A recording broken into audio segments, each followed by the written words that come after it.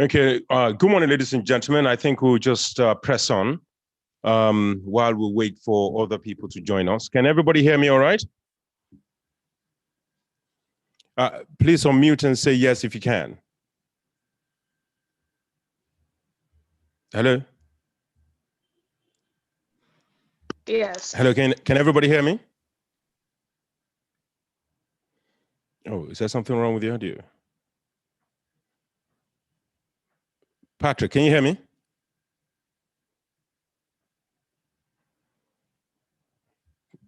Can you check your audio?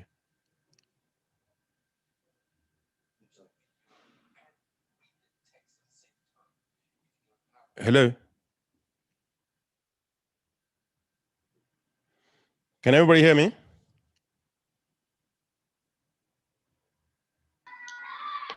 Yes, I can hear Please you. let me know if you can hear me.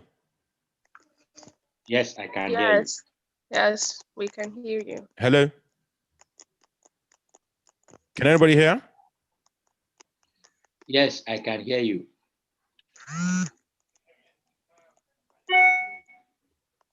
You're paying two audios there.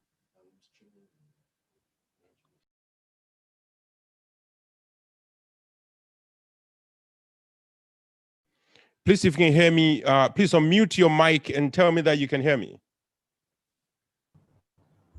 Hi, Hello? Al. I can hear you. Good morning, Tatiana. Can you hear me? I can hear you. Okay, Can maybe you it's hear me that can't hear people. I can hear you. I can hear you too.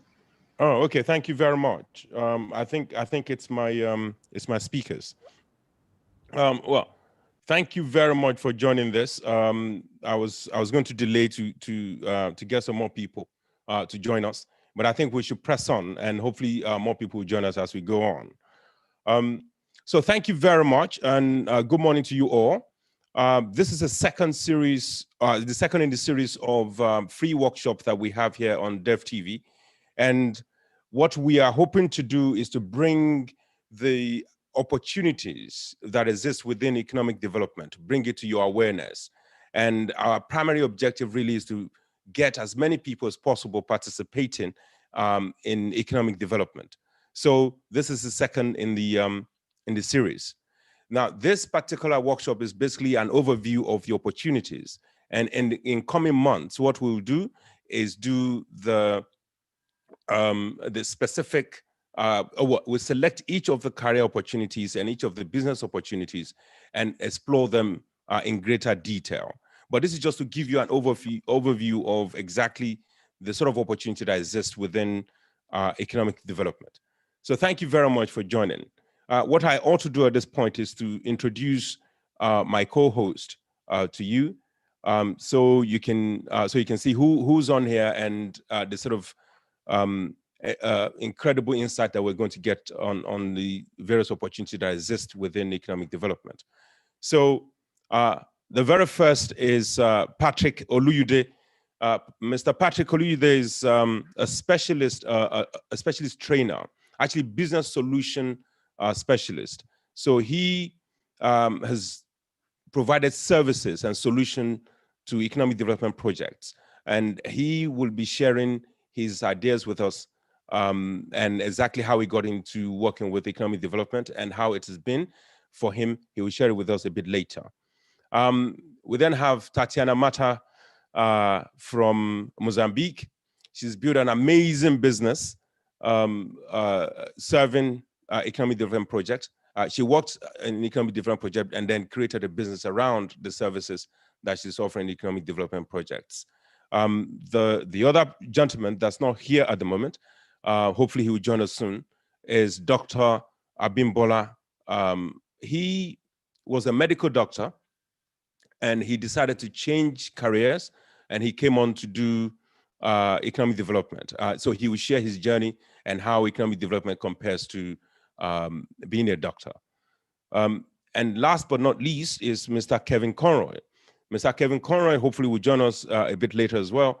He is a senior professional within economic development. He's led projects in Africa and Asia, numerous countries in Africa and Asia, and hopefully he will come on and tell us about all of the potentials that exist within economic development.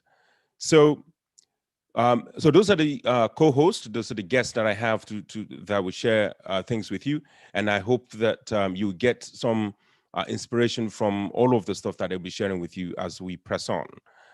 So thank you and welcome.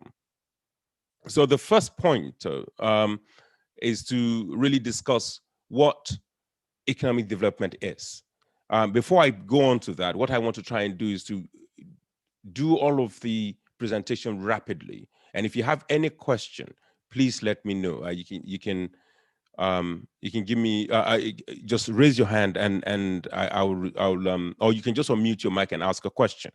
So my hope really is that we can make this as interactive as possible.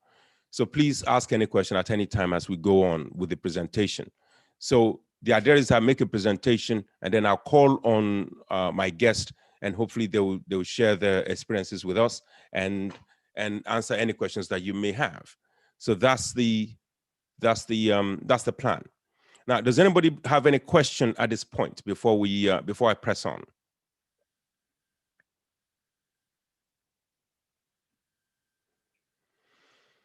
Okay, so I'll take that silence as no questions. So what is economic development then? Now, economic development is defined in various ways, but I think, as you can see on the screen, what I'm not going to do is to read you the dictionary or the Wikipedia meaning of economic development. What I will attempt to do is to describe exactly what it is. We all live in countries, we all live within borders, and these borders have to create systems. They have to create opportunities for businesses to thrive, for social services to thrive, and especially governance and political sectors to thrive, because all of those three elements really impact exactly how people do. If you have a corrupt political system, we have seen a lot of the result of that. If you have a really not viable economic development or economic sector, then it causes problem. You have a lot of poor people, you have a lot of difficulties in managing the social cohesion of a society. So for us, an economic development, what we aim to do is really to approach all of this really serious issues from an economic perspective.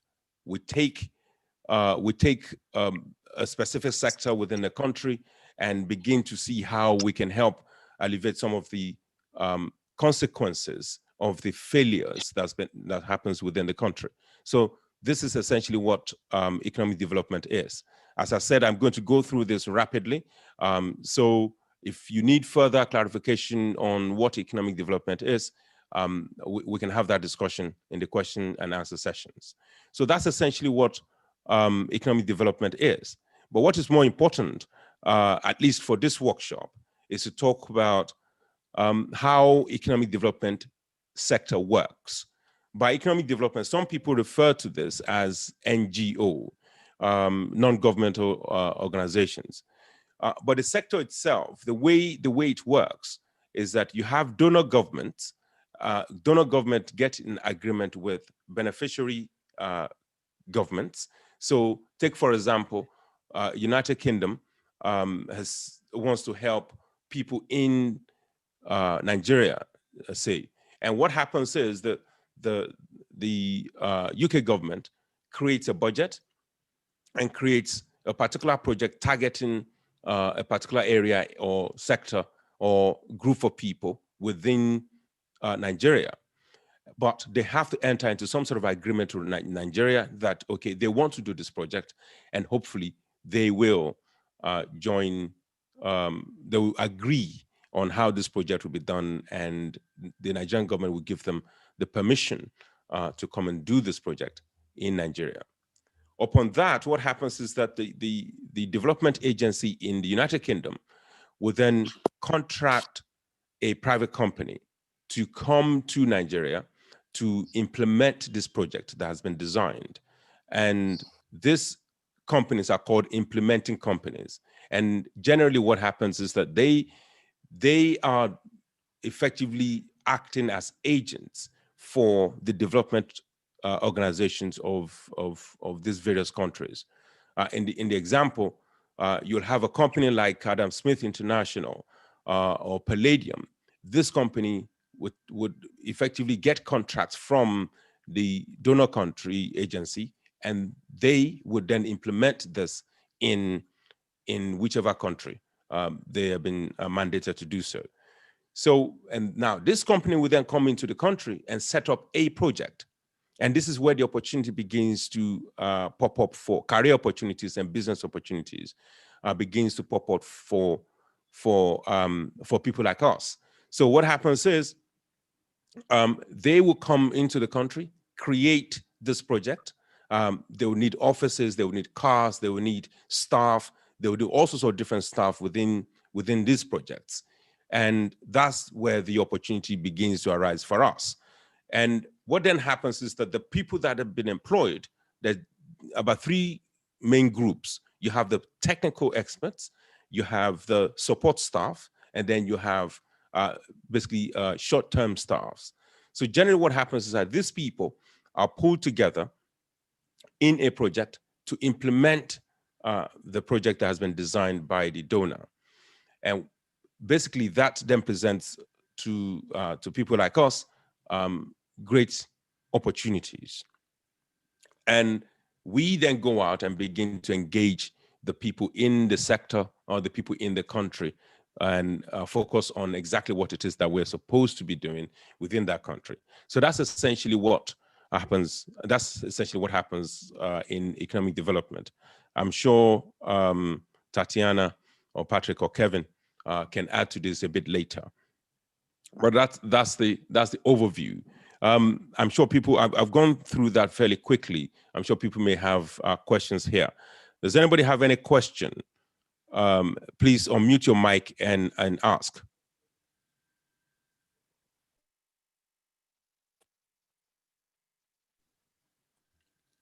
Anybody? Okay, so no questions. So I'll just fly on to the opportunity that exists then. So the opportunities, as I was saying earlier, the opportunities within the project, the career opportunities within the project are essentially divided into three parts. So you have the technical experts. So these are people that has gone through training in particular approaches that will be needed to implement the projects. So for instance, we have an approach called value chain development approach. We have an approach called making market work for the poor. These are people that are skilled in these approaches, and they use these approaches to create systemic change within within a sector, within a country. So that's essentially what happens with the technical people. And then you have other part of the technical. These people are monitoring and evaluation specialists. So the implementers go out, create interventions, but somebody has to track exactly how they're making progress, how impactful this interventions that they've created, how impactful it will be. So generally what happens is that they work hand in hand with the implementers. This monitoring and evaluation specialists work hand in hand with the implementers, and they create opportunities. They create reports, they create data as evidence that the progression in the impact as designed by the implementers is really working. So that's the second part of the technical opportunity. The other part of the opportunity of career opportunity is essentially operations. Now, these are effectively the engine of a project. So they're the finance people, they're the admin people, they're the logistics people, they're the security people. So all of these people need to be part of a project, and it presents us with an opportunity for employment, for career. There are people that evolve from just being an admin or receptionist in a particular project, and they become very senior admin people within different projects as the year goes on. It's an incredible opportunity for anybody that wants to have a really nice, highly paid career. Economic development offers these incredible opportunities. Now, if you're a specialist, if you are, say, a gender specialist, a specialist in I don't know, some sort of agriculture, some sort of commerce, technical, IT, technology specialist, any sort of specialist, we have within economic development, we have opportunity for those as well. So you have people that, so the implementers, for instance, will call on these technical experts to do a specific role for a short time within the project. It might be several weeks, it might be a continuous retainer within the project, but these specialists come in not as staff of the project, but as people that will provide a particular specialist intervention within the project. So these are the three really categories of opportunities that happens within an economic development project. But the company, the implementing company implementing the project itself, they have opportunities for people in the beneficiary countries as well. Some of them have headquarter offices within countries. So ASI, for instance, looks after West Africa through the Nigerian company, Nigerian office. So they employ staff within those country. So they employ admin people, just exactly the same thing as you would in any organization. So they employ all of those sort of people. So you have the project staff and you have the headquarters staff, if you will. And these are opportunities that really can be pursued by anybody, regardless of what your field of expertise is. Just before I press on, I know Mr. Patrick has to leave, and I just wondered if Mr. Patrick can share with us his experience as far as being a specialist that creates solutions for economic development projects. If you can share with us how he got into working with economic development projects and what opportunities he's been able to mine from economic development project, and particularly inspire us to pursue the same sort of opportunities. Patrick?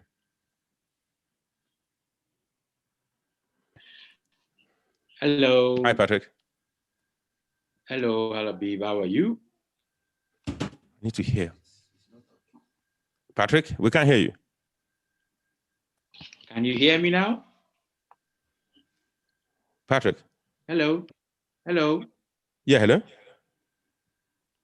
I can hear you. Can you hear me? Okay, yeah, we hear you now. Okay. And you will need to see me too. So I wasn't expecting that I would get on right away. So I would not put up my makeup again. So you will just see me right away. You know. I was planning to put up my makeup. So good morning, good afternoon, good evening, everyone. I don't know where you're speaking from or where you're joining from. I get the feeling that this room is so quiet, and so I'm so scared. I don't know if I should keep on speaking because I don't know if people are really here. So I would like to, I don't like speaking to an audience that is not there. Okay, there's a smile, but I like to see the faces. In that way, it gives me a little bit of confidence that I'm speaking to human beings. Loma, thank you. Thank you. I know you're here. I like to see your face. There's a proverb in Swahili that says the discussion is in the face. I hope nobody understands Swahili here. Oh, Tatiana, you do? Okay, good morning, everyone. It's nice to see you. This is the kind of call I am used to, where, oh, Panza, where are you going? Where I see the faces. Please don't go away. Please, yes, keep the faces where they are. Yes, that's good. Don't worry, I'm not going to take time. So you can let go of the faces very soon. But for now, I have to be seeing you. Tatiana, do you speak Swahili? Ah, okay. Okay, better. So good morning, everyone. I'm from Nigeria, and I'm in Nigeria. I'm in Lagos at the moment. My name is Patrick Oluide. Alabib has succeeded in dragging me to this place, so I am here. Please, whatever you want from me, just ask me. I will be happy to give. Let me begin by saying that this idea, this program, is a laudable one and it's worth celebrating. Why? Because there are so many people who are looking forward to building a career in this environment, but they don't know how to go about it. It's an environment that looks as if it is locked away from so many people. But it's so nice to see someone sticking his neck out there to help people understand the economic development environment and how they can be part of it and build career in it. So I would like to thank Alabib Onifade for making this happen. Okay, I decided to make my sharing just in three perspectives. The first one is so I will be asking you questions, even though I'm supposed to share, if you don't mind. So for those who are already in the economic development environment and those who would like to join, why would you want to do that? Can you please drop a message in the chat room? Just a message in the chat room. Why economic development? Why would you like to be? Then when you answer my questions, I will share my story. So I will ask you a question, you answer, then I will share my story. I hope that's not too much to ask. So please, I'm waiting. I'm looking at the chat room. Just drop the message. Tell me, why economic development? Either you're in there already or you're planning to get there. Let's see the first finger. Waiting, going. Don't worry, it's not supposed to be long. I think Tatiana has done hers. Oh, okay. Oh, Uche, I like that. An opportunity to make a difference. That's important. Tiana, thank you very much. Impactful change. Wow, that's good. Uloma, economic development is a space for all to have an opportunity to make change in the society. Wow. I couldn't agree any less with all the points you have raised. And a big thank you. Let me show you how my heart feels. Yes, this is how my heart feels. A big love to you for sharing. Thank you very much. For me, one of the main reasons why I got involved in economic development environment. Oh, okay, before I say that, there is, oh, Precious. Nice to know you are there. Something coming from you. An opportunity to contribute my quota to making positive changes in the society. That's fantastic. And Uloma, thank you for returning my love.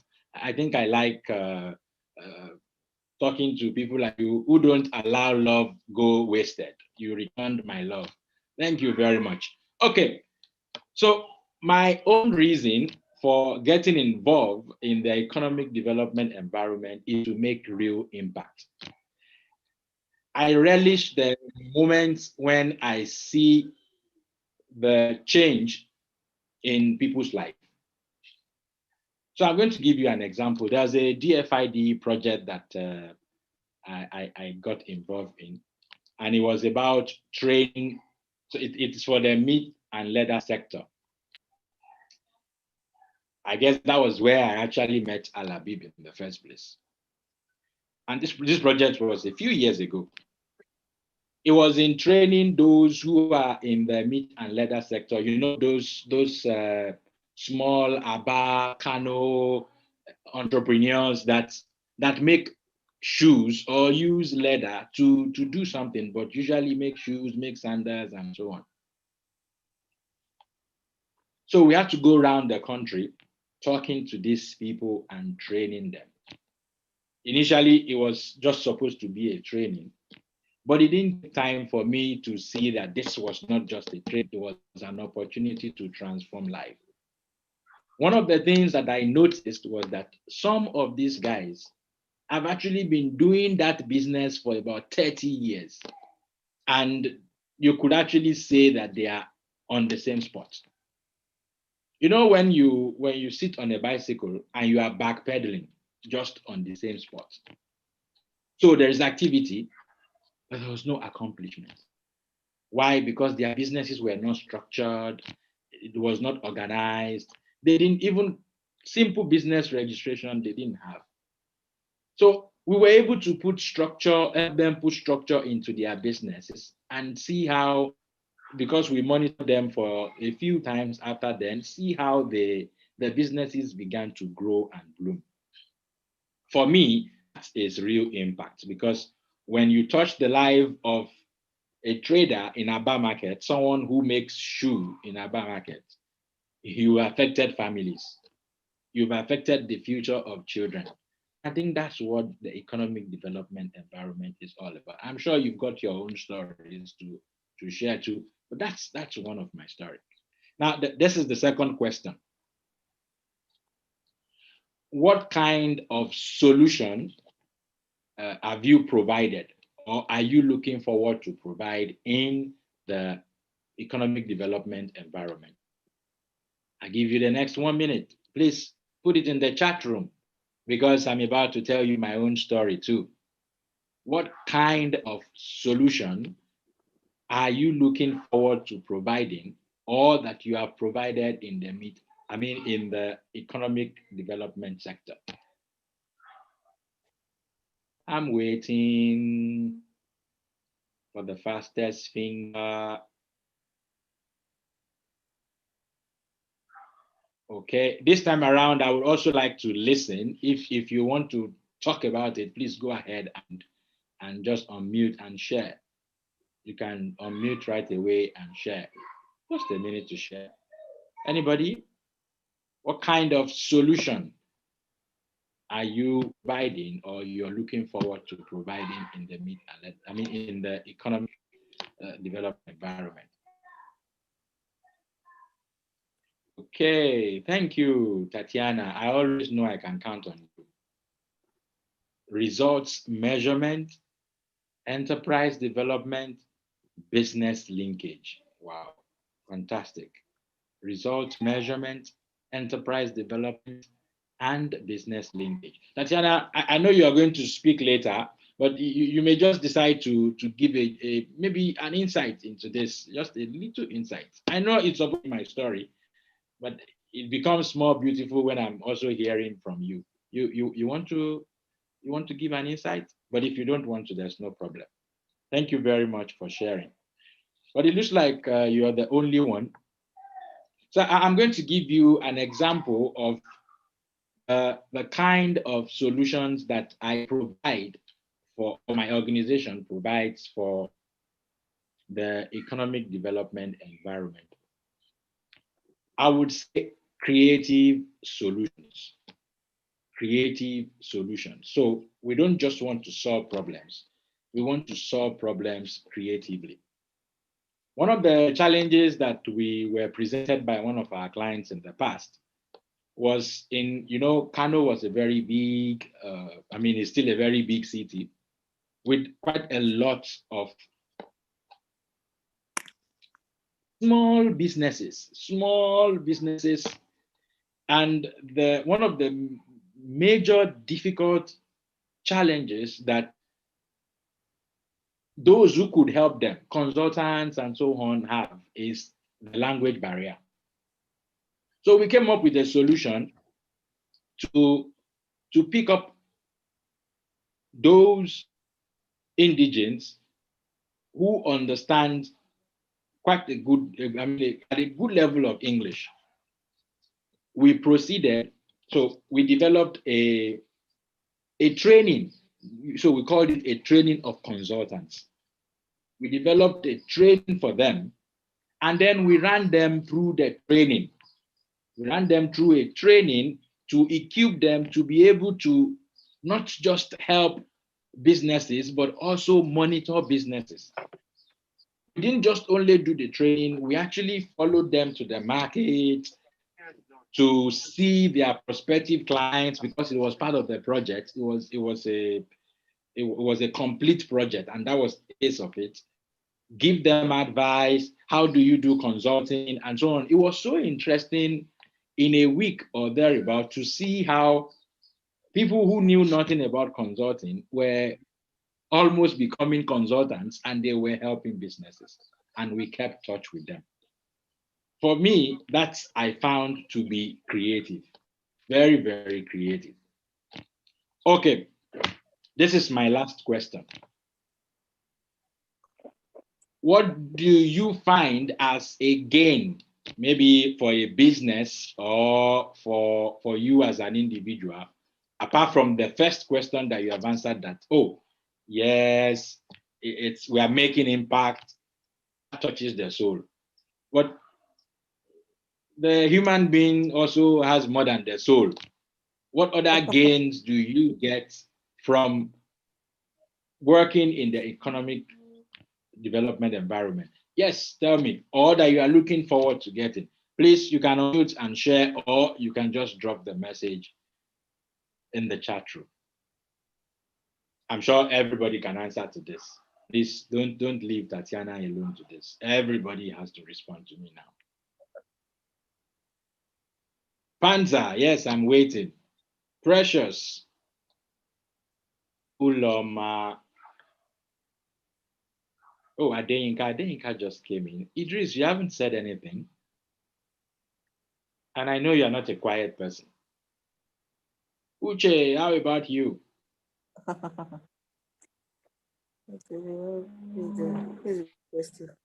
Okay, the question is, the first question I asked you is, why did you get into the economic development environment? And the reason was because we wanted to make impact. And I'm saying that touches their soul. That sounds to appeal to the spiritual part of us. And it's nice. But you're a human being, and you are more than just the soul. You are more than the spirit. So what other juicy reasons or interests would you be looking for in the economic development environment? Yes, Uche, I feel you. Yes, to be well paid for your work. I feel you. Oh, that's beautiful. And Uche seems to be speaking my mind. For me, I like the fact that I don't just get paid juicy amount of money. I also like the fact that I get paid on time. One of the things I like about the economic development environment is that you get paid on time. One of our clients, it's the Partnership for Justice, the owner of the Mirabel Center, and they've also opened the Nana Kajita Center in Kaduna now. Before I start work with them, I get paid even upfront, and they don't waste time before my and that's how it is with most of the others. So if you're looking for an environment where you don't only get paid big, you also get paid on time, I think you need to consider the economic environment. Thank you very much. It's an opportunity to share with you, and I'd like to yield the floor back to Alabib Onifade. Thank you very much. Thank you very much, Patrick. That's an amazing interactive session. Thank you. I appreciate that. Does anybody have any question for Patrick? Please just unmute and ask.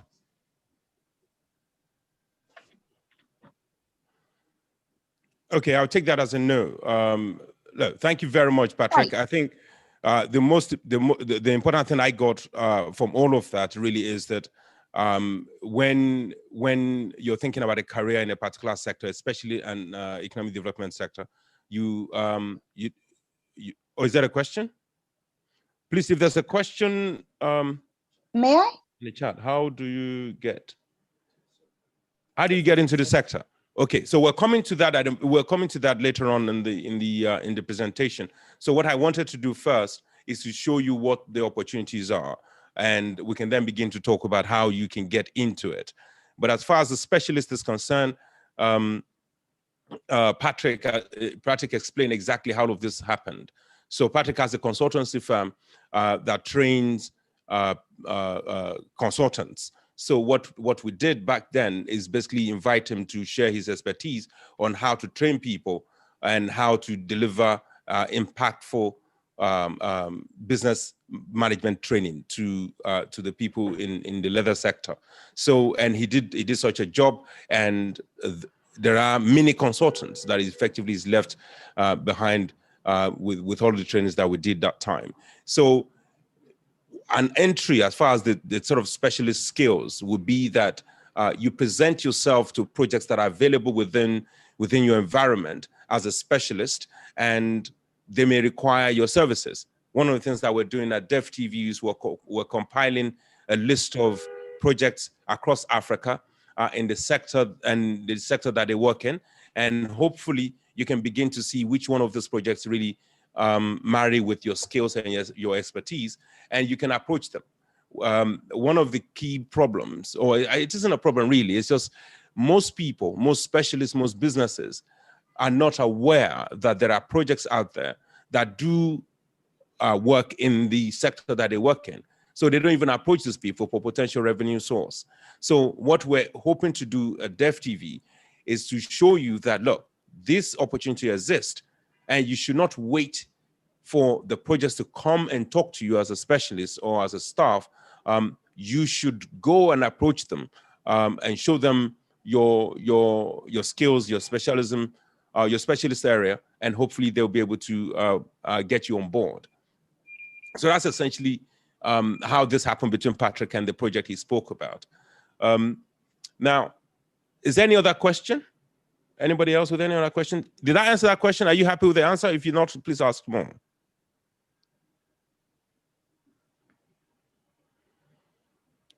Okay, I'll take that as another question. Okay, what's the question?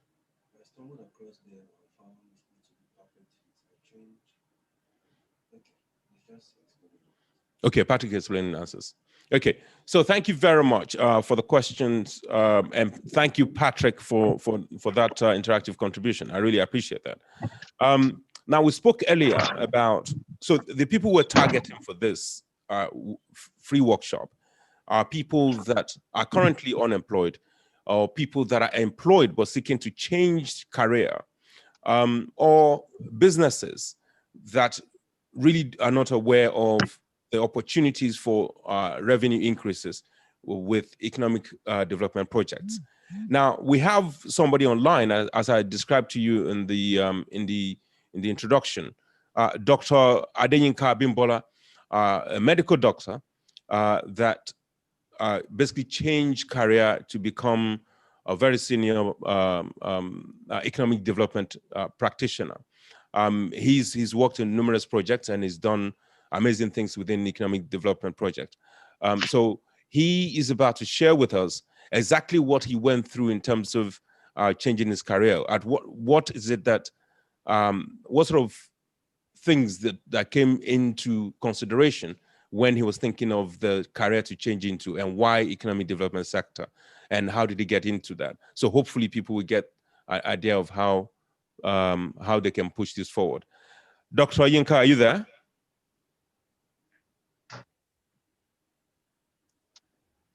Hello, doctor. Can you hear me? Yes, we can hear you, yes. You can? Yes, we can, yes. Okay, great. Hi, guys. Thanks, Alabi. I don't know, is my video on? Can you see Yes, my it video? is. We can see you. Okay. Okay, great. Hi guys, thanks for joining this session. I can't see the people who are online. I'm taking this from a phone. Pardon my late attendance for the event. I was actually engaged in something else before Alabib gave me a nudge. So I'm supposed to basically inspire those who want to have a career change and move on to economic development. And well, the way I see it is basically tell my story. I don't know, Alabib likes to say I moved from being a medical doctor to an economic development specialist and the rest of that. But it was really a question of understanding your own value proposition and where you want to take it to. So for me, my story is very simple. Yes, I did study medicine, University of Lagos, a number of years ago. Post-medicine, like every doctor who trains in Nigeria, we all want to go abroad. We all want to go overseas and join into greener pastures and the rest of that. But it won't happen for everybody. So you have to decide where your skill set lies, where your competence is, and where you think you have shortcomings and see what you can improve. So for me, immediately post my medical degree, I actually went back to do an MBA. And the whole idea of the MBA was to prepare me for a broader market. What I wanted to do was to ensure that I could appeal to a broader cross-section of industry. Yes, I had a medical degree, but there's a limitation to normal industry I could work in. So there's an echo in the video. Sorry, there's an echo. Uloma, I think. Yeah. Uloma, please, can you mute your mic? Excellent. Thank you. Okay, great. So I basically started out my commercial career working with Olam Nigeria Limited. Olam International is actually quite a big company in 63 countries all over the world. We were the first set of West African management trainees, basically because they wanted to sort of have a larger pool of West Africans on their executive management board. So we were being groomed for those positions. I think my foray with Olam exposed me to agribusiness, agricultural economics, commodity sourcing, origin sourcing, and the rest of that. So that basically gave me a glimpse into the world of development from a commercial perspective, basically because Olam was involved in a couple of agricultural development programs, working with donor agencies, working with development partners. So it took a bit from there to move on to economic development. I basically, because I had prepared myself in terms of my background, my educational background, and the work experience I had gotten with Olam prepared me for that sector.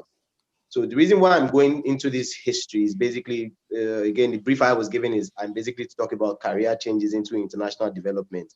Point is, you can start at any point. It's more about understanding what your own value proposition is and what you're interested in providing in exchange for remuneration. Kevin is on the call as well. Am I still on? Can you hear me? Yes, you're still on. Sorry. Okay, great. So basically, in terms of a career change, what you want to do if you're planning to change career into economic development, and economic development is so vast in the sense that there are different areas you can move into. Most people think of agricultural, sort of agri or agri-facing programs when they think about international development or economic development, they assume, but it's quite broad. There are different sectors. There's healthcare, there's agribusiness, there's financial services, there's education, a whole political analysis, a whole lot of sectors that economic development can fit into. So regardless of your educational background, it's more of what is your current skill set and what is your value proposition to either donors, employers, or even consulting firms. I think I joined in on Patrick talking about developing consultants and trainings that they had to go through. Yes, you do have to develop the appropriate skill set to fit in into that industry. And you can do it two ways. You can either decide to go back to school like I did, to basically ensure you have the right skill set to fit into this sector, or you can start off with volunteer jobs in sectors and in industries that are of interest to you. It helps you to learn the ropes of the industries, understand the players, understand the stakeholders, understand how the industry operates. Alabib was just before I started my own session, he was talking about the spectrum of international development programs across West Africa, across Africa and the rest of that. If you are interested in a career change, you should be thinking of, oh, okay, if I'm not being employed in the immediate, are there volunteer opportunities? Are there areas that fit into my skill set and where I want to work, or what I think is my goal within economic development, and start gradually gravitating towards those sectors that you're interested in. Sometimes people are lucky. Sometimes you have a skill set that is highly sought out. For instance, let's assume you've done some work in education. For instance, let's assume you've been involved in training services for teachers, for school teachers and the rest of that. And somebody comes up along and says, oh, we want to develop an educational program that improves quality of education for public schools across several states. Even if you don't get that, those kind of programs require volunteers. There's a huge pool of volunteers required by international development programs, which you can immediately latch onto if you are interested. And again, I'm not trying to sell DevTV, but because they are able to coalesce all of this information in one forum and in one place, it's a good place to follow. It's a good medium to basically get the right kind of information that you require if you do want to make a career change. I would not want to bore you all with specific details of my own career change, but if there's specific questions or issues that you want me to address, please feel free to drop your comments or questions in the chat box. I'm not sure of how long my session is supposed to be, Alabib, so I think I can hand over to you now. Thank you very much, Dr. Yinka. I have a quick question. Since you left, when you compare your career so far with economic development, has it been profitable? Have you found that it's a lot better to be in economic development as opposed to any other sector that you could possibly have gone into when you decided to leave medicine? Okay, that's a tricky question. Remuneration, revenue, income, profitability is relative. Relative in the sense that it's relative to the inputs that you want to put into. A lot of people are, and it's not a wrong concept, conception to assume, to believe that economic development is quite profitable. Yes, it is. If it wasn't profitable, we wouldn't be doing it. But relative to the inputs in terms of your time, your skill sets, your energy, your background, experience, education, and it's comparable with various sectors. It's easier in economic development because it's so broad and you can fit your skills into various areas within within economic development. But again, the answer is that it's quite relative. Is it profitable? Yes. If it wasn't profitable, you won't find so many people doing it. Any place you find a lot of people going into with a lot of interest, please understand that there's a lot of profits and there's a lot of revenue to be made. But it's relative to what you're willing to give to make those profits and revenue.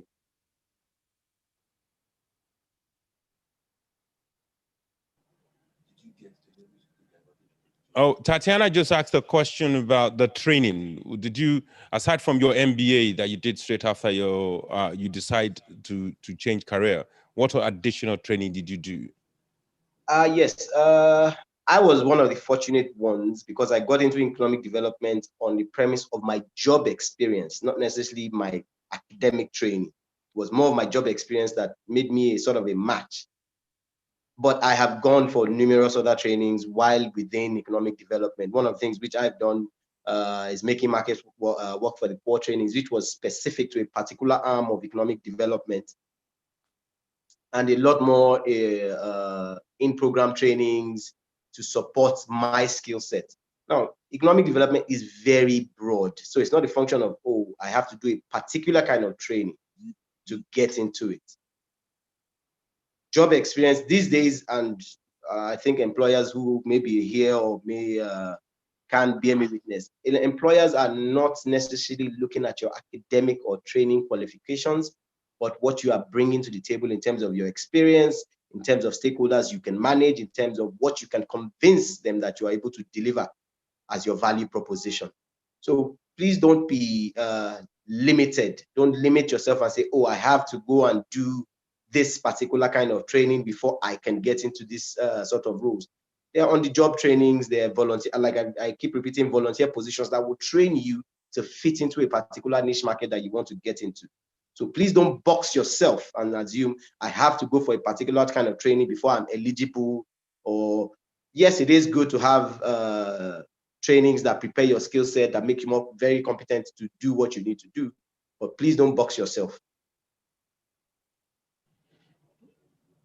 So there's just one other question. I think you may have answered this already. It's asking if you will advise that somebody goes and study a market development or economic development at university. Oh yes, oh yes. It's if you do find a university opportunity to read in the various courses that embed economic development into them, the various courses, please feel free to go ahead to do them.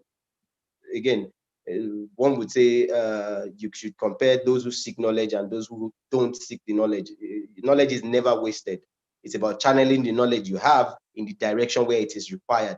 So please, if there are opportunities for economic development trainings that you've identified, feel free to do it. There are a host of universities offering courses that are affiliated with economic development. Off the top of my head, I can't reel them off now, but again, which is why I would sort of support or recommend your keen participation with DevTV. This is their own value proposition to sort of support you with that, with the relevant kind of information, put you in the know in terms of qualifications that you require or training opportunities that arise as the case may be. Thank you very much for that. Any more questions from anybody? Okay, thank you, Dr. Yinka. I mean, as you've heard, is there another question? Okay.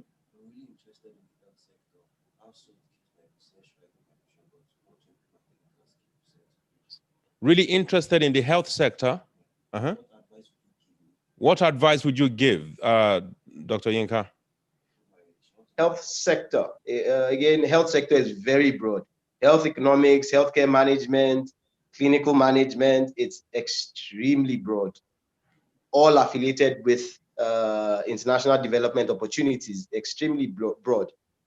And in terms of advice, if you're really interested, it will have to be sort of like a one-on-one conversation to understand your background.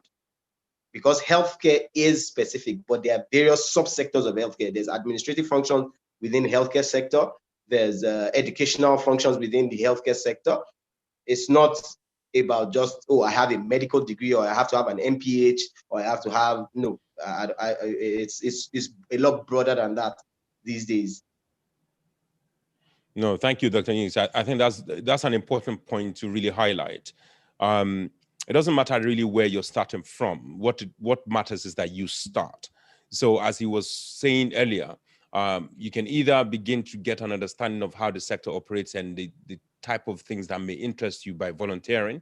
The other things that you can do is that you can get into field work. So very different aspect of different projects generally have people that they pull in once every quarter, thereabout, for a week or two to do some really minor work for them, like field collection, like field data collection and so on. So you can begin to get an idea of exactly what happens within the economic development sector. You don't need to have a specialist skill to enter economic development sector, but if there's a particular area of economic development that you really want to focus on, training in that sector is absolutely important.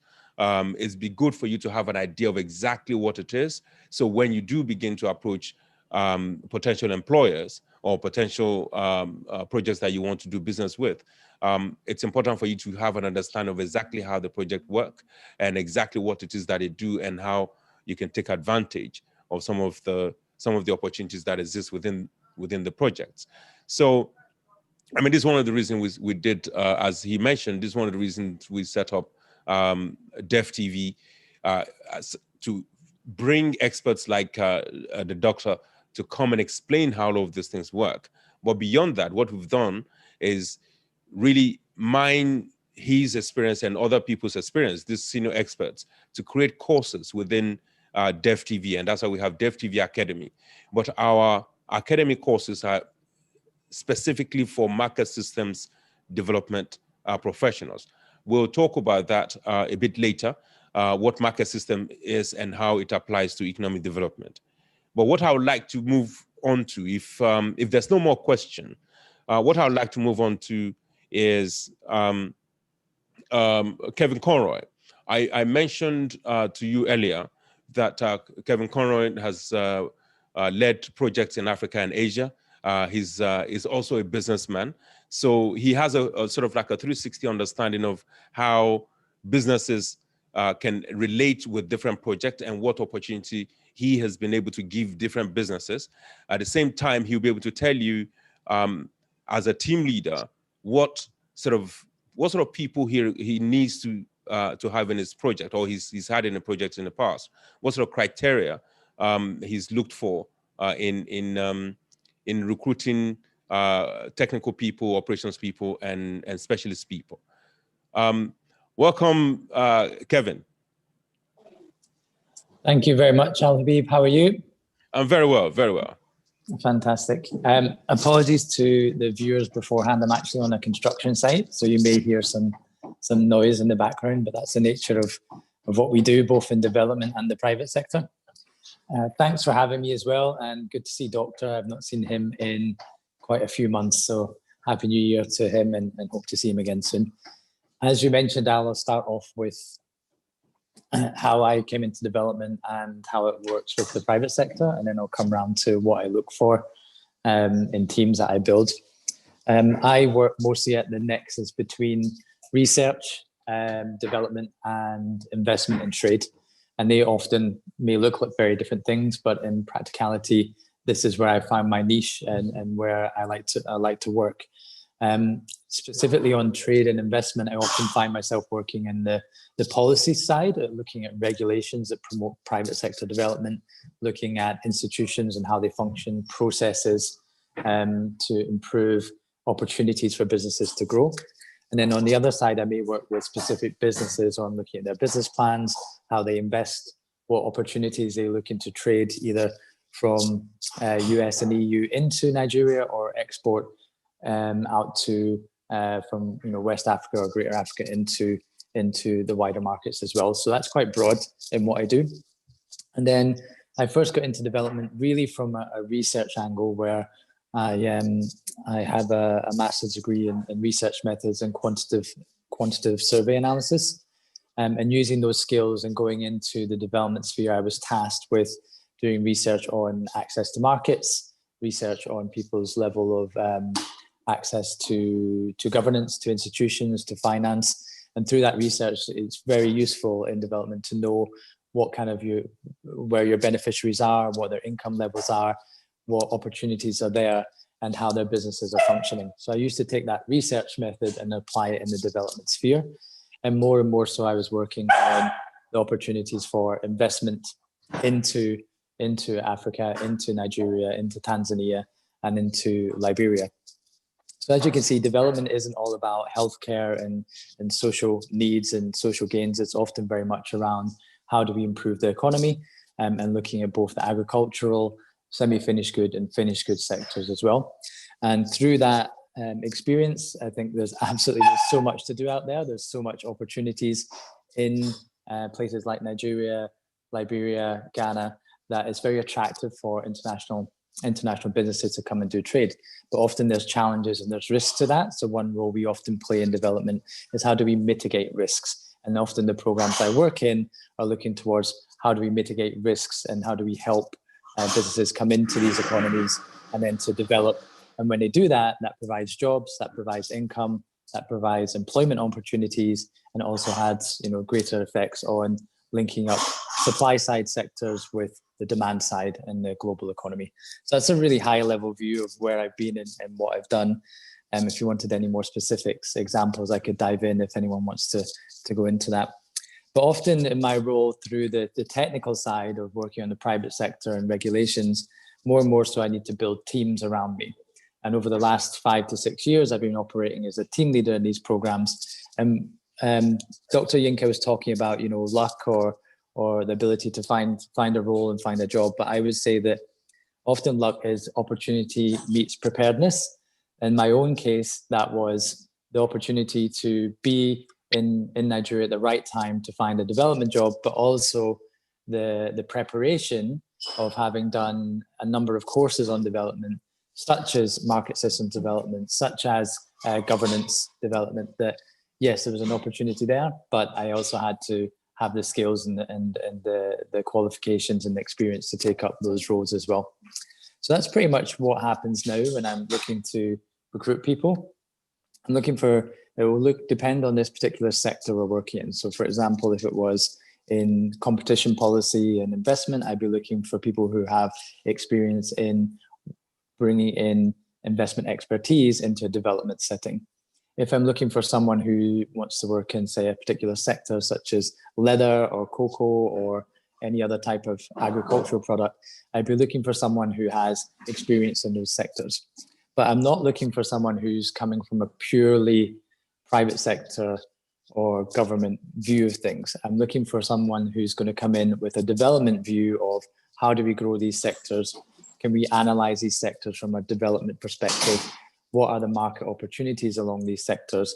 And then come up with ideas. And I think that's the most important part of it all, is what ideas people can bring to the table, what solutions can they bring, and how would these solutions benefit the poorest of the poor, and how would these solutions be sustainable for whenever as a development program want to step back. So I'm looking for that dual thing of experience in the sector, but also the innovation and the solution finding experience or ideas that they would bring to the table. And those two things are really important to me when I'm hiring.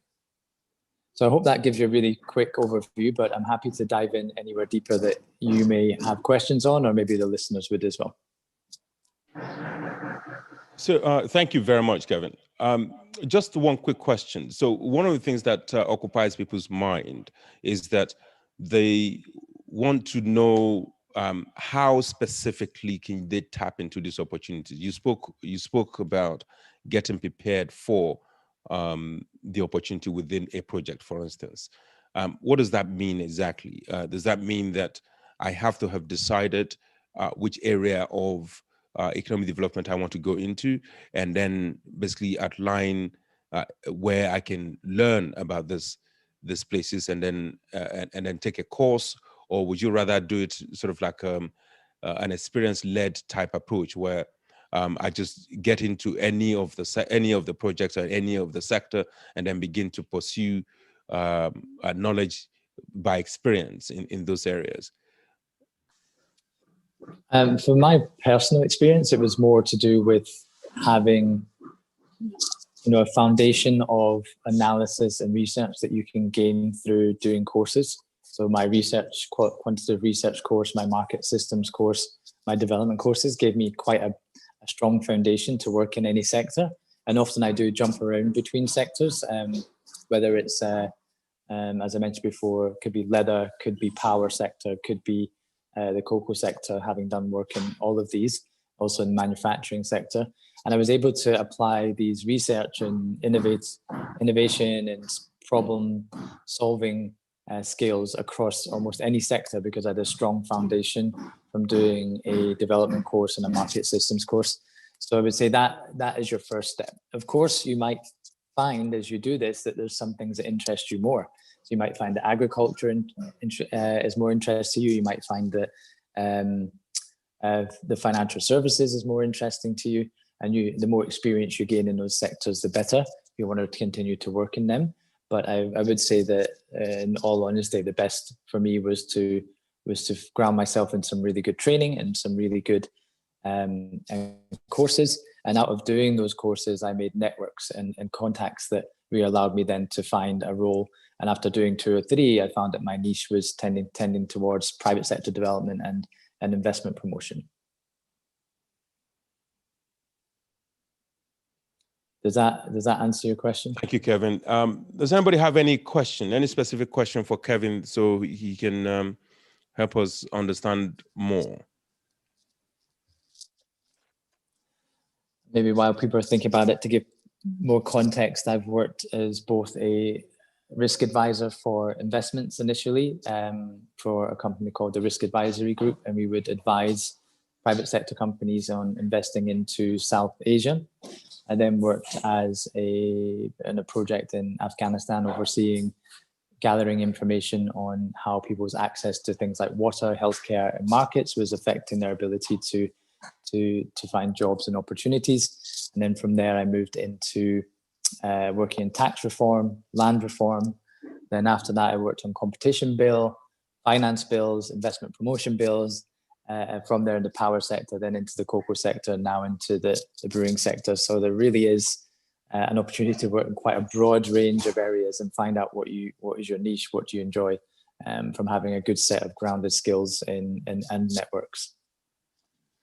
So the very important skills to have, really, analytical skills, communication skills, those are sort of like supplementary or foundational skills that you can then build specific expertise on. Would that be correct? I would definitely say analytic for sure, and then problem-solving skills, solution-based thinking, innovation, and then understanding. I would say the skill that comes out of that is if you're able to communicate them, your understanding of them, and communicate a solution, and that's very important. But yeah, the foundational skills for me are analysis, problem-solving, solution-based, and often someone who's innovative and can think of new ideas. And just one last one from me.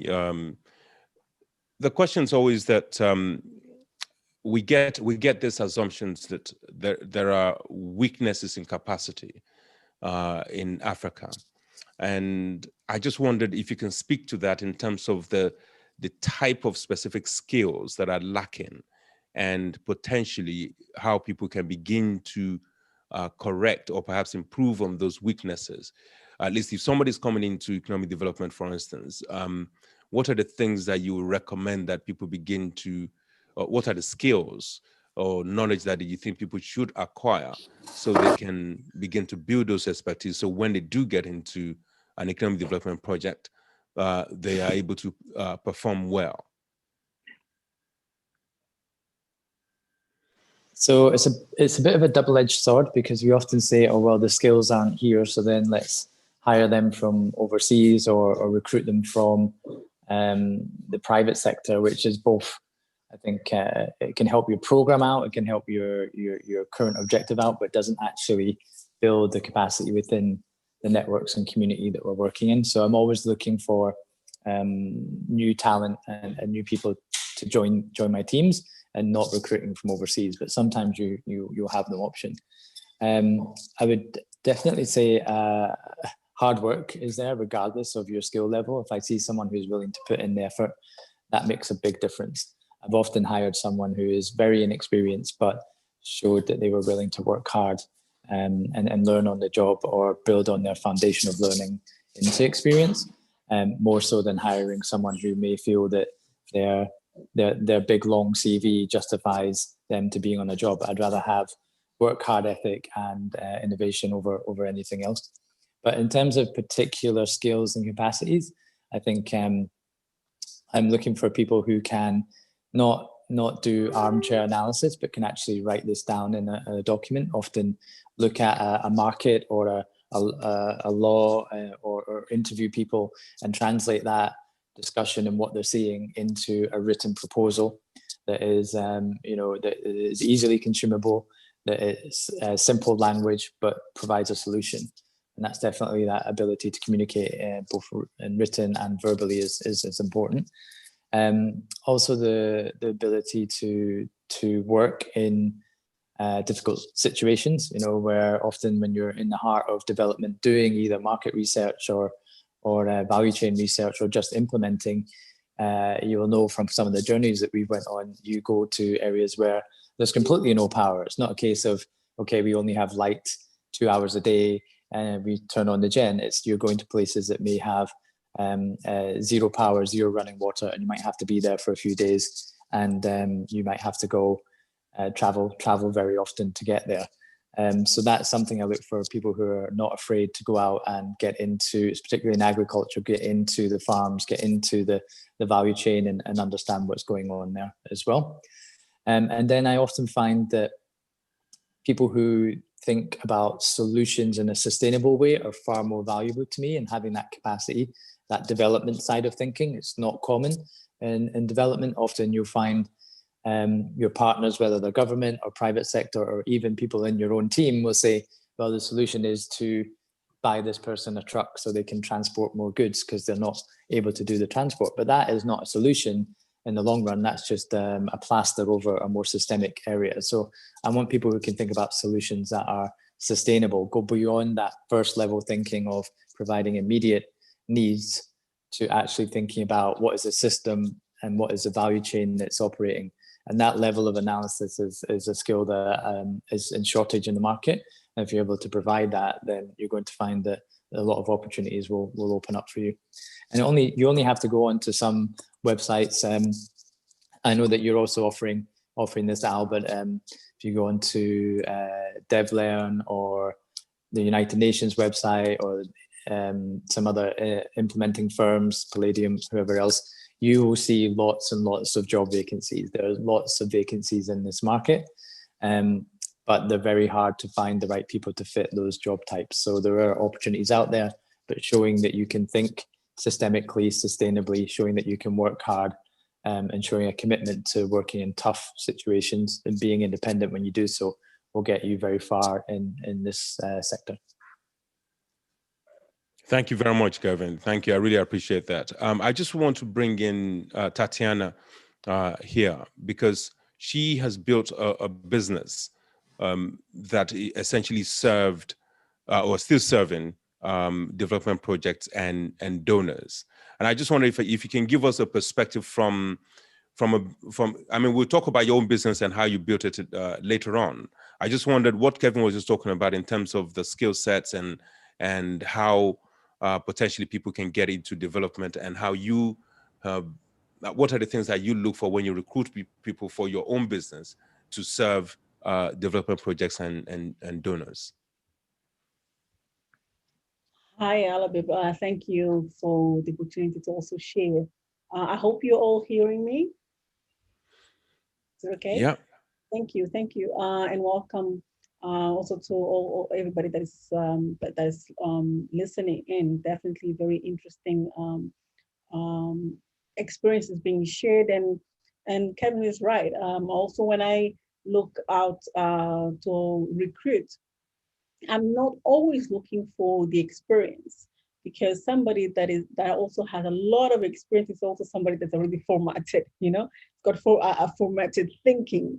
And we are always looking for innovation. We want somebody that can also, people need to be flexible enough. Yes, we want the experience. Of course, we want the experience, because there are really areas that are very specific. But the professional should also be flexible enough to allow to come to enable him or her.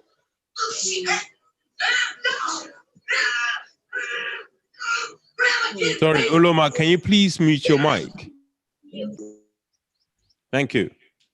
Okay, so as I was saying, definitely we're also looking for innovative spirit. So sometimes, for instance, what we do, we have in our team, in our companies, a system of internships. So where we go into universities, and every year actually we open we open an opportunity for young professionals to submit the curriculums, and most of them don't have any experience. They're just coming out of university, maybe have done one or two volunteer work, things like that. But when we talk to them, we try to see how creative they are in their thinking, how open they are to learn, this kind of thing. So they go through a process of 8 months, in terms of internship of 8 months where they're trained. We kind of analyze how they perform when they give him tasks and things like that. And that also helps us decide, okay, this one identifies as a culture, he or her is able to understand what development is all about, because people don't really know what development is all about, right? Not everybody has that has been exposed to it before. So it's how the person is able to adjust to that scenario that also influences how, my decision to hire or not to hire. If it is a well-seasoned professional, definitely I look at the experience. The person may not have worked in the development world, but the different exposures and responsibilities throughout his or her career definitely influences me. And says, okay, this one was just a desk mouse, or that one was a field mouse. In which situation, and how does that fit in with what we want to do right now? And based on that, we'll take the decision on hiring or not. And especially if you're working with government, that's your direct client, then you need somebody that understands government, how government thinks. But if you are working with private sector and everything else, you need somebody that will be as flexible and will understand how private sector also thinks. So it really depends. Thank you. So thank you very much, Tatiana. I think that's a useful insight. I don't know if Yinka is still on the. Okay, I think he's dropped off the call. Tatiana, you recruit field staff as well, and perhaps Kevin can talk about this as well. So if people are trying to get into development, they're still trying to have a taste of different aspects of development. Would you suggest that a field experience, maybe going out to speak to potential beneficiaries, collecting data, doing surveys and sort of that, would you say that helps? Would you recommend that to people trying to get into development or people changing career into development? Would you recommend that? Definitely, yes. No, we are a research firm, and we do a lot of field work. And what we do is that during the selection or recruitment of field work, we actually look to also young and recent graduates. Sometimes there are people they're still on the third year, that participate in the research. So we know that, okay, these people, we are working in the agriculture, or working in the health. So we kind of go and recruit people that are around those lines, in that kind of training. And they become part of our roster, our database. So we kind of know, okay, this person has worked for us in this assignment, this worked with that person, that assignment, the performance of the person has been this. We actually have people that started as normal enumerators, and after working with us, they kind of started understanding how we work, what we expect from them, the type of quality delivery that we demand, and all these things. They started working for us, like they do six assignments a year. Sometimes, and they've been on our for a long time. So when we have opportunities for a supervisor, in that region, we know that we can find somebody that has performed well over a period of time, and we elevate the person to a supervisory role, and we capacitate them, make sure that they have the right skills. So we continue working with them. And as a result, just give you another example, is that we've had some of them becoming part of our monitoring teams. When some clients say, oh, we don't not only want once in and out data collection, we also want some monitoring assignments, we go and pick the best ones, and they become part of the monitoring. Right now, a gentleman that started that journey has been hired as an assistant, a project assistant at the office, the central office. He's right there, but he started as an enumerator, and he has worked for us for like 4 years or so forth, in the field. Now he's sitting at the office, Okay, and we've had another example like that as well. So it's really a matter of you, of the person being patient, and learning and things like, and it grows, and it grows. So yes, that's a very good way also of getting into the business. Thank you very much, Kevin. Does that sort of sound like the sort of first step you'll encourage people to do, to basically come in through the field work? So they work with the M&E people, or work with the implementers as field staff initially, just to get a really good grounding and understanding, and then basically work their way into a project? Or would you advise that people just apply directly? I suppose it may depend on the background that people have. What do you think? That's how I started, so I can't.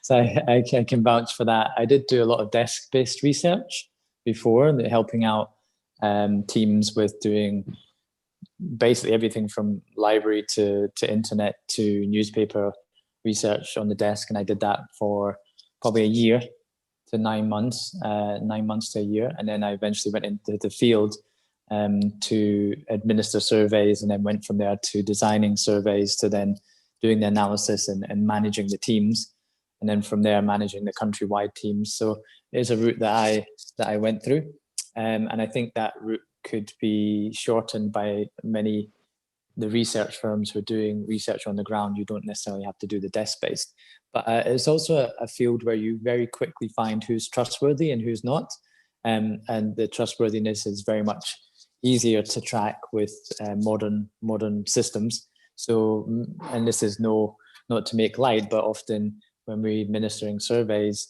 and people are using tablets, you can see that they've not left their house all day. You can see where they did the surveys, or you can see that the data was entered themselves. And as soon as we see that, then obviously that person is no longer part of the team, and there's probably set back several years. So joining either to do surveys as field enumerators, or to be part of a research team that's doing more qualitative research, and what I said earlier about doing that hard work, is certainly earns that level of trust, but it also gives you the experience of what development is like.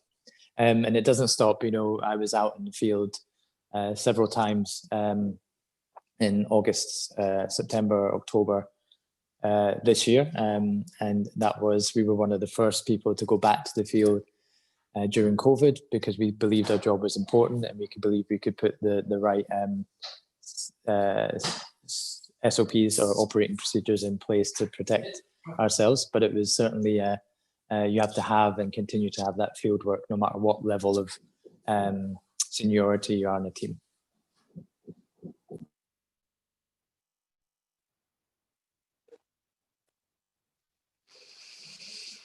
Yeah. So unless anybody has any question, I think I should press on. Uche, was that a question you wanted to ask? No. Okay. So what I want to talk about next, and I'll do this fairly quickly, and I'm hoping Tatiana can help us understand a bit more, is really the opportunities for our business owners. So there are different opportunities, obviously, as a supplier to a development project, and you can be supplying office equipment, you can be supplying power, or anything that an organization requires. You can act as a supplier to development projects.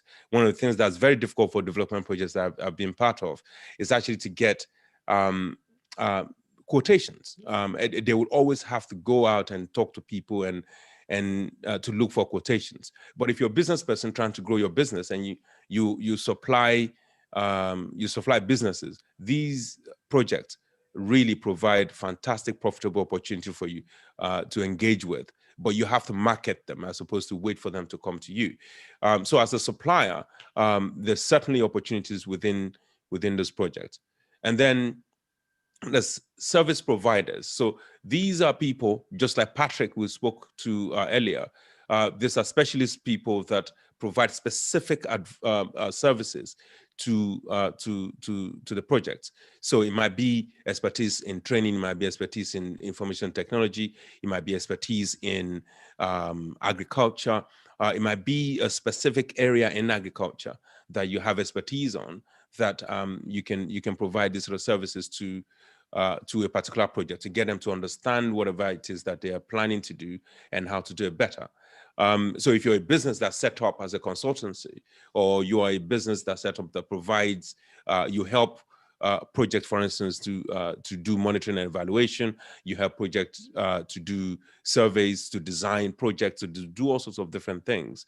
As a consultancy, projects, donors provide amazing opportunity for you to engage with. But the point of all of this, though, is that you shouldn't sit back and wait for the projects to come to you, because that's essentially what happens as far as these economic development projects are concerned. You should really seek them out and present your value proposition, and hopefully you'll engage with them. Now, the third opportunity is for a business to be a development partner. Now, a development project partner really it's specifically for a type of approach to economic development called market systems development. And essentially what the thinking or the logic of the market system development is that the project itself should not be part of this sector or part of the change that they're trying to make. They should try to change the behavior of the people that operate within the sector. And it is changing that behavior and expanding that change to cover as many people within that sector as possible, that you have growth in the sector. So let's take, for instance, you are in agriculture, right? So you supply inputs to farmers, for instance, right? Now, most companies and input suppliers will probably have big bags of 50 kg fertilizers. So now we know that most poor people have smaller land and they cannot afford to buy 50 kg bags. So what development projects will do, or project will do, is to engage with this company to say, break down the bulk, the 50 kg, into the sort of package that smallholder farmers can afford: a 1 kg bag, a 5 kg bag, a 10 kg bag. And the business may see this as too high risk. And what the development project does is to partner with this project to begin to create solution and processes in ways to begin to present to the company how breaking down the bulk into 1 kg, 5 kg can be profitable for the business. And if this happens with that business, the hope is that the competition of that business, other fertilizing providing companies, input companies, will begin to do the same thing. What I've just described to you is a project in Nigeria that essentially has broken a 50 kg bag into 1 kg, 5 kg bags. And this company has thrived so much, they've made so much, and they've had so much impact, to the extent that the competition is now doing exactly the same thing as they're doing. So if you are a business owner and you partner with a development project, you are able to test ideas, you're able to share risk with the development project and expand your revenue streams. That's the third opportunity for a business owner. So this is where I want to bring Tatiana in. What I'm hoping is that she can tell us about her relationship, first of all, about how she got into development, how she built her business, creating solutions for development projects and donors. And then hopefully tell us which one of this fits her business. Has she been a partner to a development project? Has she been a service provider, or just a supplier to the project? Tatiana. Thank you once again. How I started, it's really like my mom was actually in the economic development world. But when I went to varsity, I never thought that I was actually going to work within the economic development world. I went and I did I went actually to do animal production, and then added to it agricultural economics, and that completely changed, the way my life headed, because at university, I then had a lecturer that took me on as one of his assistants. So I started also helping with the lectures and so forth. But as I worked with him, I realized that he was involved in some programs. As a university, sometimes they're hired to do a few things. So I started helping to manage some of his projects as well.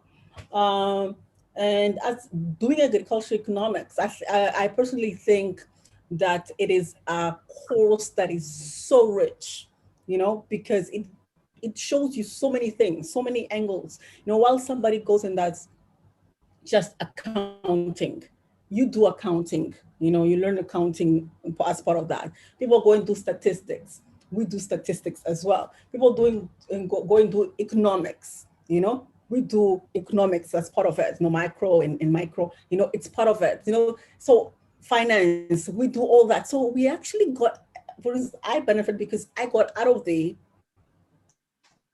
with understanding of different sectors, of different, let's say, roles. Now I was able to do that. Sorry, my son just walked into the room. No, That's I'm okay. not done. Wait. So the benefit of working from home. Yeah, I'm working from home. No, I'm not done yet, please. I'm coming, please. So all this time he waited, but he's getting a bit impatient. Then he still has to wait. Okay. Yeah. So that definitely gave me an opportunity to continue to frame my thoughts, because I was not only thinking, that I can only do this. I thought myself, I can do a lot more. So one of my my lecturers, again, he owned the local, let's say, the African branch of the DI.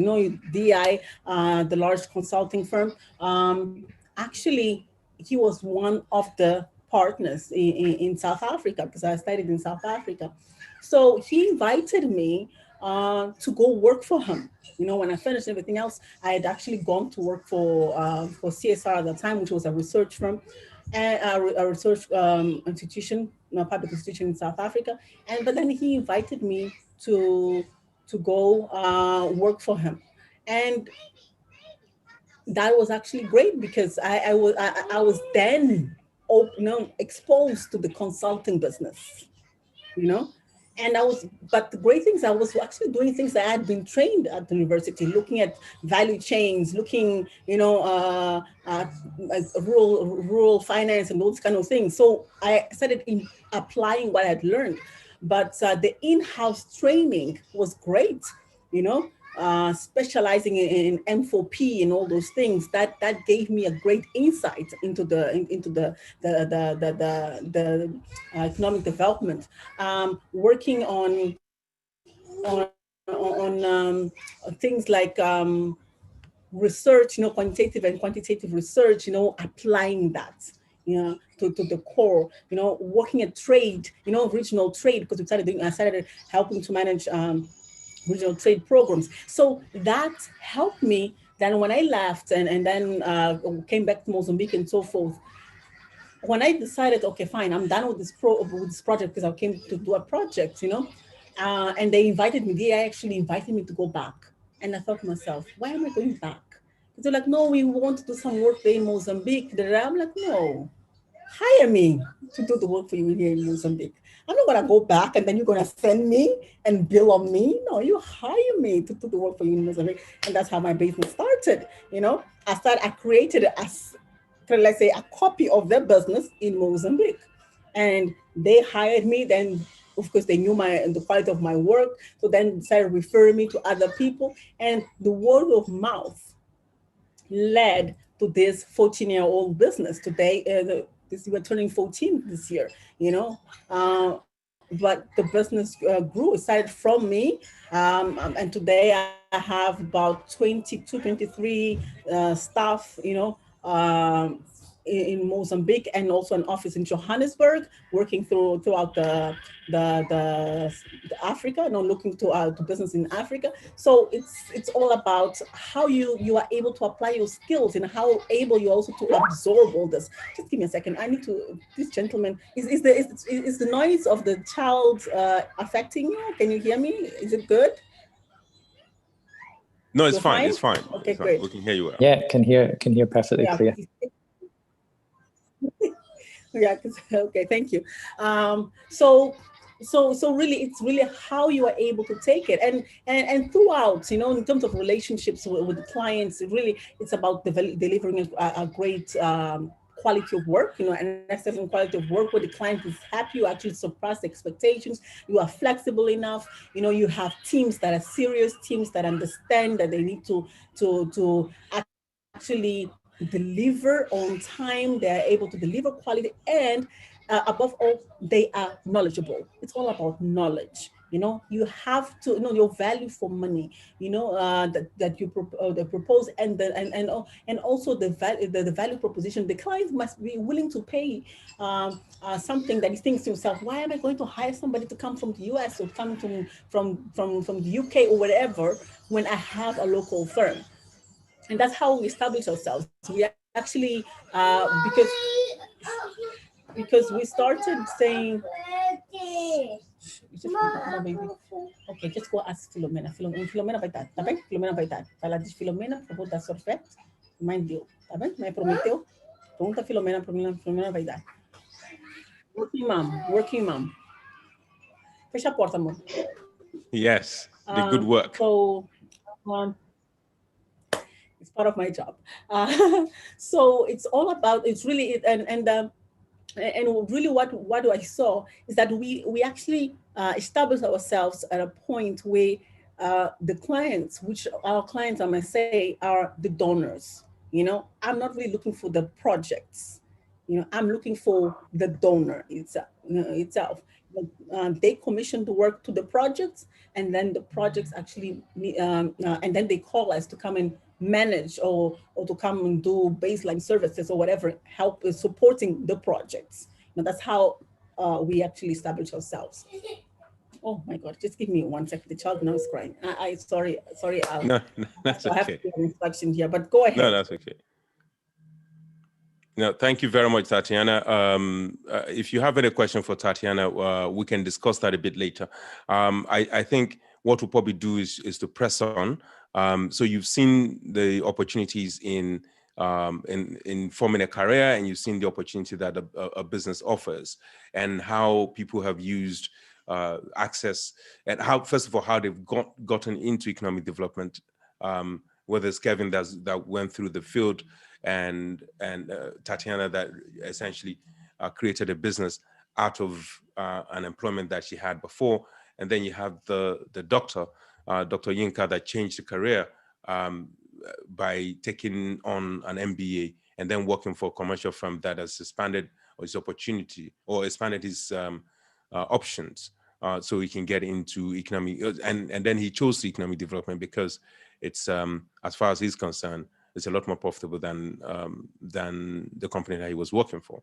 So I built this to be sort of like an hour workshop, but it's gone way past. I hope people are getting value for this. What I thought I ought to talk about fairly quickly and maybe get opinions of Kevin's opinion on this is, he mentioned some of this earlier, how to thrive in economic development. And I think Tatiana mentioned that hard work, be known for good work. So that's essentially competence. And Kevin spoke about hard work and innovative and creative approach to your work. That would definitely get people calling you back and for you to do more work. Kevin, can you give us like a two seconds, well, maybe not 2 seconds, 2 minutes, 2 minute, I suppose, advice on what specifically, say you are now in economic development, what specifically that we can do to become or to thrive within economic development? Kevin, are you? You put me on the spot here. Sorry, mate. But no problem. I would first of all re-emphasize what I'm saying. Like problem solving driven solutions is what you need to do. Once you're able to do that with the understanding of the development sector and the market systems through learning on platforms, learning on networking, watching YouTube videos or Dev TV, get a really sound grounding if you're that level of entry, and that will put you in good stead. Once you're there, it's better to make your voice heard and be wrong, or it's better to ask a stupid question and feel stupid. Don't ask a stupid question, you remain stupid. So being out there, putting the voices out there, putting your questions out, learning, coming up with new ideas, and be brave. If you can be brave in that sense, I'm sure you'll have a great entry level career. If you're more mid-level, I would say that when you get in and you're in the sector and you're now thinking what do I want to do next, then you should really focus in on what you enjoy doing. I've seen technical people who have got really in depth technically on an area that they love and they've really enjoyed it, but they've tried to be managers and are terrible managers. And the other side, I've seen team leaders, team managers who are actually really good technical people and they're not great drivers of team and things like that. So find out what it is that really makes you passionate about development, about economic development or investment, and then focus in and train your skills in that way. And then if you're like myself, maybe reaching this level, or like your other speakers, you might even want to open up your own business supporting the development sector as well. So if you get to that level, you're doing well. Thank you very much, Kevin. Tatiana, any one or two, three points that you would advise people to that would enable them to thrive in economic development, whether as a business person or as an employee? Well, I think Kevin has mentioned definitely the networking is important. It's important to really know who is who and get connected, and the training is definitely important. If you know that you are don't have all the skills, keep enriching your knowledge, online and so forth. Definitely important to watch as many videos and things that you can and attend courses. But also the volunteering. I think volunteering it's really enriching, because you are giving whatever you have, and you also definitely getting back. Like I said, we personally use a lot of the internship, because we have seen that we are also able to pick good cherries, as the young professionals are doing during our internship. So volunteer and become an intern. You even find, sometimes we even shocked, because we see that we receive CVs from mid-level consultants, and think yourself, why are you applying for internship? And says, no, I really want to do this. I've been doing something else, but I really want to do this. And I have seen you guys, I follow your page, I see the work that you do. That is really where my passion is at. And I said, but come on, this is an internship position. Nothing what you get, yes, we pay our interns. There's nothing compared to what you're going to get, what you get today as a seasoned professional. And he said, no, I'm willing to do that. I'll finance myself during this period, because I believe that I can learn and I can give over a period of time. Even if I don't stay here, I would have learned so much more. So it really is about ensuring that you are in the right place as a person, where you can find your own peace and contributing to society, so that definitely is something very, very, very important, and I think there was something else that I wanted to share with you earlier before we were interrupted, but it's giving out, the feeling or the thought of contributing to enriching other people's lives, rural communities and so forth, should be in the center of an economic development person. Because you might not be giving food, but you're giving knowledge, you're giving opportunity, you're giving, you're enabling a whole environment for small businesses to develop all those things. So that you are leaving behind, an impactful change, so that I think it's important. And for me, that's really why I look at a person. I mean, interviewing it, but if I don't feel that my spirit connects with that other person in that aspect, I'm like, no, that's not the right person. That person won't fit in here, because you can say all the right things, but if you really do not convey that, That's true.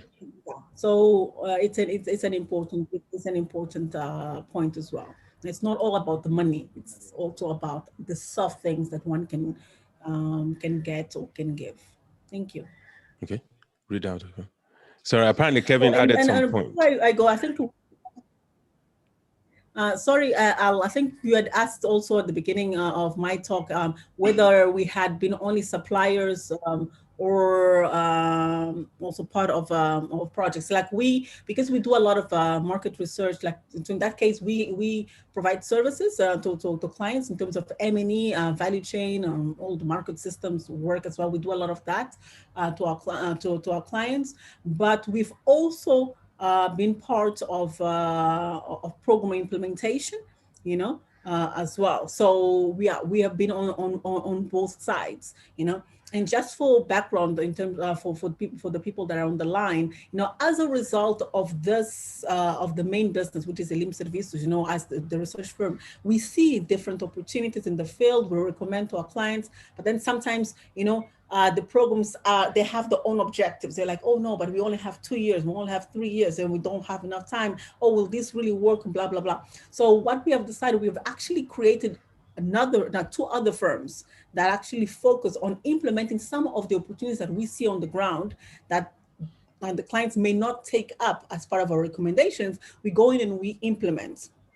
So we actually, one of our businesses, which is Mutiana Investimento, which is actually a concept proof, of our recommendations. Wow. So we say, okay, fine, we can show to you that this will actually work using a market systems approach. This will work, So we go and implement those things, and we have a business running as a result of that, a for-profit business, So yeah, that's one of the ways that we operate. Thank you.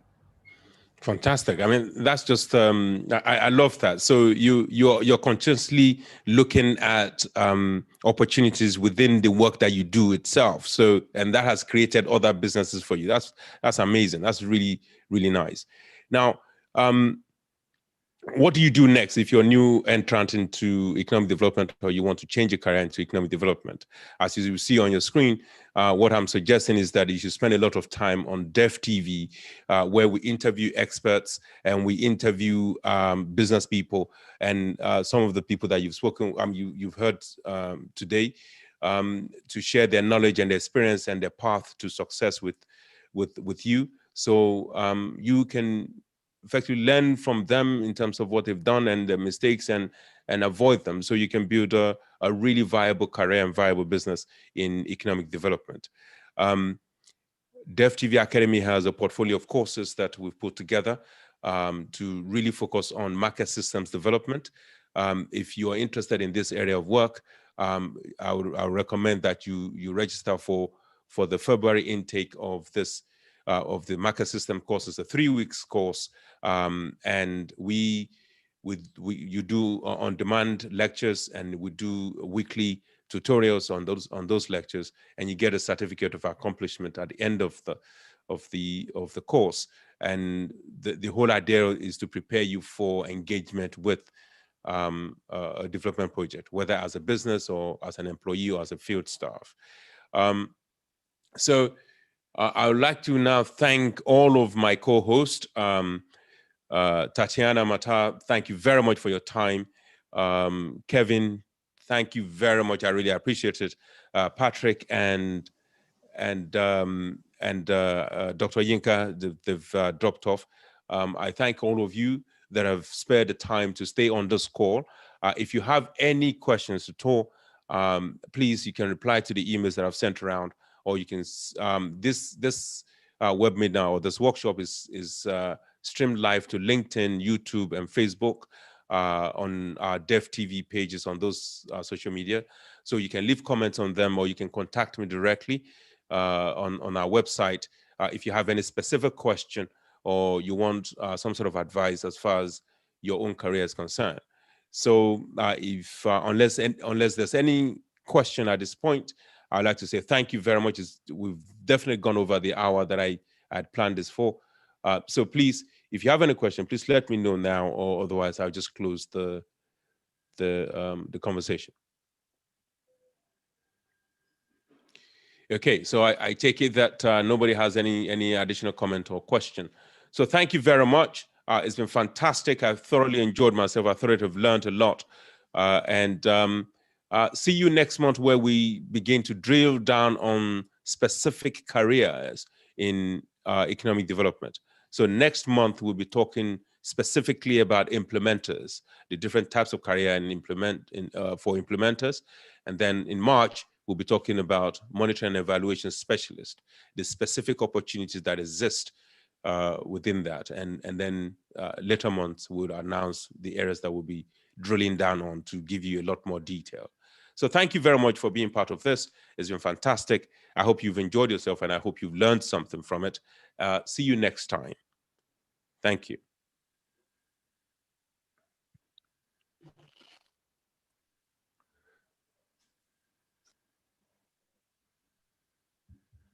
Thanks, that was great. Thank you. Bye. Bye, everybody.